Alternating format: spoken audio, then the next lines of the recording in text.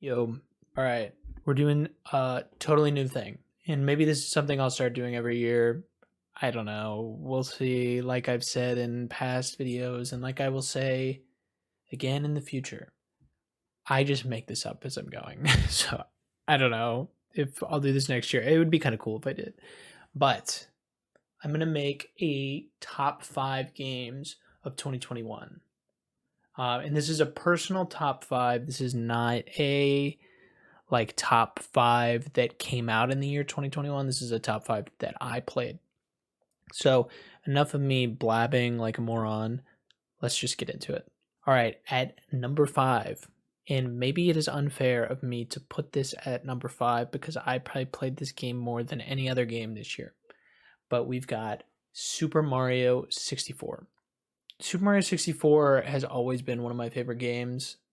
Growing up, I had it on the N64. I've got a freaking copy right behind me.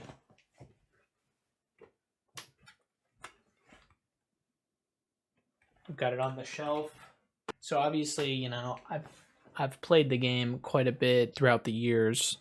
I felt kind of like Mizkif there with his boxes. Of course, mine is not a VGA graded, but I think his SM64 boxes was actually opened before, but it looks like it wasn't. But yeah, SM64. I started speedrunning the game in 2020, and I mean, I'm really not that great. All things considered, I think my 16 star time's like 21. I probably could beat that like pretty easily if I like really just put my mind to it, but I haven't really cared in a long time. But like, I don't know, it's just one of those games that like when you speedrun it, I just and like all the strats, like it's so satisfying to do all the different tricks. Like there is nothing like going onto Wom's Fortress and hitting Owlus, or going on to Dark World and like not dying and like getting like the red coin star. Like it is so satisfying. It's almost like a game that I like play.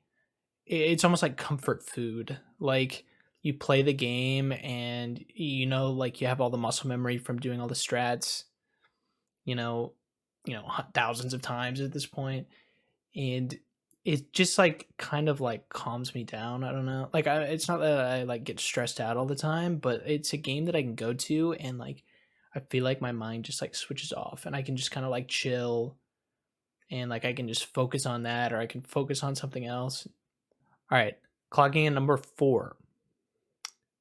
This might be, I wouldn't really say it's controversial because it is a good game. It's just got some baggage. Number 4 is Halo Infinite.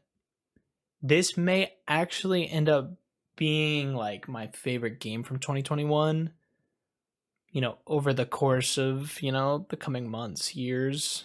When I look back 10 years, Halo Infinite, there's probably a pretty high chance it's my favorite game of 2021. But as all live service games are, they're released and they're not complete and they're not the most polished product. Don't get me wrong, the gameplay in Halo Infinite is fantastic. I cannot get enough of playing like ranked arena. It's like an absolute blast. But, you got the terrible servers constantly dying to desync, the whole playlist debacle. They're trying to charge $20 for like some random dude's voice, like $20 for like a charm on your gun or something. It's like, what are they even doing with half of the game while the other half is like amazing? Um, Even with all that, it's still, like I said, probably going to be my top game from 2021. But I haven't finished the campaign yet. I'm going to try to do that in the next few days, probably. And I may have a different opinion then, but the year ends tonight. So, all right, number 3. I don't know why I'm holding up the number because it's probably just going to be like on the screen somewhere. Number 3 was Fire Emblem 3 Houses. That actually kind of works out. 3 houses. All right, cool. Never played a Fire Emblem game before this year. and I think I got it on sale on Amazon for like 27 bucks or something like that. Which, Switch games, a lot of them don't go on like deep sales like that. So I, pounced all over that deal.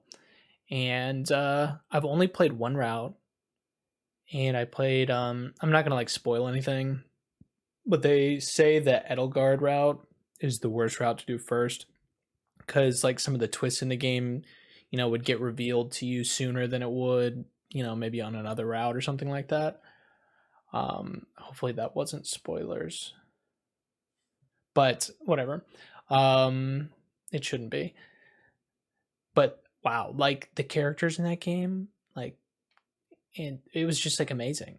Like I don't know, like I never even played like a game quite like that before. Like I played like JRPGs, but that was more like that's Fire Emblem's more like a strategy game almost, like turn-based strategy rather than like turn-based role playing. I don't know, it's kind of like a mashup of a bunch of genres, but the storyline, had me on the edge of my seat for quite a bit. And like I don't know, like I loved the game.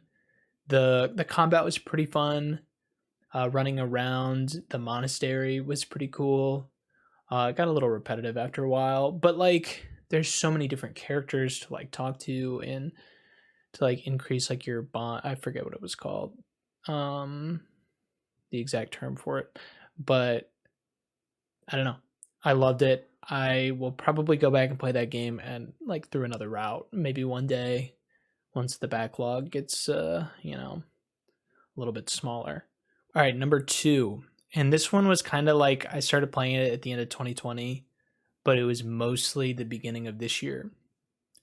And number 2 is Dragon Quest 11 as Echoes of a Elusive Age, or whatever it's called.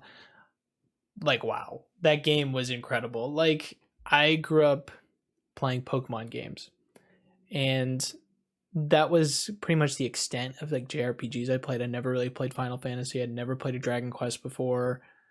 Uh, hadn't played, a lot of. I mean, there's you could name tons like Xenoblade. Like there's tons of different, JRPG series out there now. The only one I ever really played was Pokemon, and it like Dragon Quest 11 is basically what I would want a Pokemon game to be, like in every sense. Like the only thing Dragon Quest 11 didn't have was like catching Pokemon. But like that was okay for that game because the characters were so amazing. Like everything was written so well, the story was so good. Uh I didn't finish the third act. Uh I had already probably put like 60 or 70 hours in the game, and there's like a I don't want to like get into spoiler territories with second and third act, but I basically watched what happened at the end of the third act, and I don't know. Like again, I'm not trying to get into spoilers, so I'll just stop talking about that. I almost put this game at number 1 though, because it was just so good. Like the world was so good. The story was very well written in my opinion, very interesting. The characters were incredible. Like I loved most of those characters. And I mean, it's gotten me to play like Dragon Quest Builders and stuff like that. I would totally go back and play other Dragon Quests. I know Dragon Quest 10 is not playable in the US. But yeah, I really almost put that one at number 1 because I mean that game holds a very special place in my heart now. That like I don't know, it just caught me off guard so much, and a lot of times I'm like I speedrun Mario 64, so I'm not always a guy who's gonna put 80 to 100 hours into a game, but like I sunk 60 hours in that game easy. Easy, like no complaints. Like I loved it. Like I was at work looking forward to be able to play that game, at nighttime. All right, and my number 1 game of the year. This one did come out this year. And it's probably one that a lot of people haven't heard of. It at the time was an Xbox exclusive when it came out. It's not anymore. It's on Switch and PlayStation. It was on Steam the whole time too, but you know, exclusives are weird. But my number one choice, my game of 2021 is Death's Door.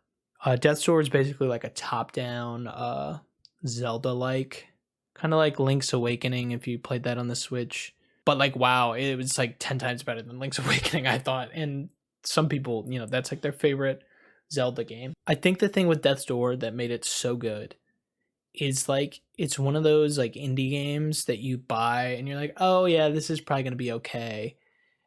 But then it's like, wow, like the polish of this game, the controls is amazing. The world was so fun to explore. The story was actually even interesting for a, but yeah, like the variety in that game of like the different areas and the different bosses and stuff. I think there was only like one of like 4 or 5 main bosses that I thought was kind of stupid. I mean, I love Death's Door so much that I actually bought a physical copy for the Switch because I just wanted to have a physical copy because I kind of am like turning into a video game collector, sort of. I definitely am one now. I liked it so much that not only did I buy the the Xbox, you know, Series X version, that I ended up turning around and buying a Switch physical version just because I loved the game that much. But yes, Death's Door, that is my number one game of the year. It is not Super Mario Brothers 2. I know that's probably what you guys were expecting. Sorry to disappoint. All right, I have a couple honorable mentions for this past year of games that I played. I actually went through a ton of games. Like this is probably one of the more productive like backlog years I've ever had. Because there were like some AAA games that came out, but really the only big one that I really wanted to play was Halo Infinite, which I'm like obsessed with right now. But I did get a PlayStation 5 this year. It's the first time I've had a PlayStation since the PS3. It's probably been like 10 years. So I did play God of War this year, God of War 2018. And most people are probably going to be like pissed at me for not having that one like number one or in the top 5 at all. But I did really enjoy that game a lot. I really like the story. I'll say that I did kind of feel like it wasn't always a ton of fun to play at times. And I felt like I was more, you know, interested in the story and the characters more so than I was the gameplay. I think people would disagree with me on that. Some of the stuff in that game was incredible. Like some of the fights you have, especially one at the beginning. It like dang, like that I don't want to like sell that game short because that game is amazing. It's just I don't think it was in my top 5 of the year. Other than that, I'll just run through the other couple I wrote down. Forza Horizon 5. I haven't gotten to sit down with that one enough yet. I've just been playing a little too much Halo. Uncharted 1. I'm going through that whole series. That was a great game. And Psychonauts 2. Another really great game. That one almost cracked my top 5, but I had to put SM64 in there because I played that game more than I played any other game this year. All right. So this video ended up being way longer than I was expecting. So yeah. Whoops. I'm going to try to get this one out within the first few days of 2022. It's crazy that we are already there. But yeah, let me know your thoughts. If you want to like put your top 5 of the year, you know, again, mine wasn't, you know, 2022 or 2021 releases. The list would have been, you know, quite a bit different if it had been. So if you want to like put your top 5, you know, in the comments, that'd be pretty cool. I'd be curious to see what people think. But yeah, thank you for watching. If you watched this far, I appreciate it. I'm going to get better at looking into the camera. I have not recorded videos for 9 months, so I'm kind of out of the habit, but I will improve. All right, I want to thank you guys again for watching. I hope you have a great day, a great 2022, and peace out.